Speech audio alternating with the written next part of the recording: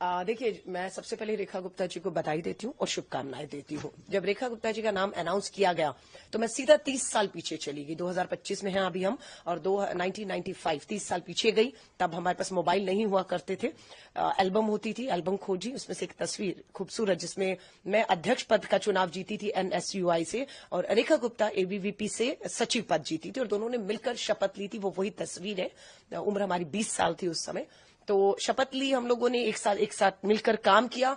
Ideological लड़ाई उसके साथ थी, है और रहेगी। उस समय भी होती थी। वो अखिल भारतीय विद्यार्थी परिषद से तीनों जीते थे, मैं अकेली अध्यक्ष जीती थी। तो RSS के लोगों को लाना, लेक्चर करवाना उस विचारधारा को, जिसका हम बिल्कुल विरोध में खड़े रहते हैं, खड़े हैं।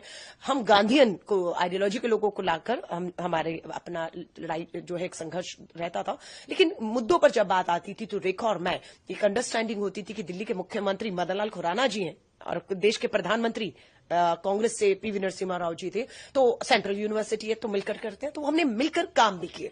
साल बहुत नहीं होता है, हमें अपनी कैंपस, मैं खुद साइंस स्टूडेंट थी, अपनी लेबोरेटरी लैब से फुर्सत नहीं मिलती थी। फिर एक साल में बहुत कुछ करना था, लेकिन ये कि हम कर पाए। रेखा उस समय भी बहुत एग्रेसिव थी, क्योंकि वही RSS ABVP वाला एग्रेशन जो हमने पार्षद के तौर पर, उनका एक वीडियो मेरे सामने सुबह आया, क्योंकि वो जब पार्षद रही, तो मैं कभी पार्षद नहीं रही, तो एक हाउस में हमें बैठने का मौका दोबारा नहीं मिला।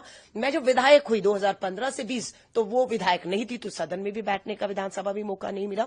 अब वो पहली बार विधायक बनी है। लेकिन उनका जो वीडियो मैंने देखा, तो मैंने उनको शुभकामनाएं, बधाई तो दी है, लेकिन नसीहत भी दी है, क्योंकि उन्होंने भी शायद नहीं सोचा होगा कि वो सीधा पार्षद से पहली बार विधायक बनेंगी और मुख्यमंत्री हो जाएंगी। लेकिन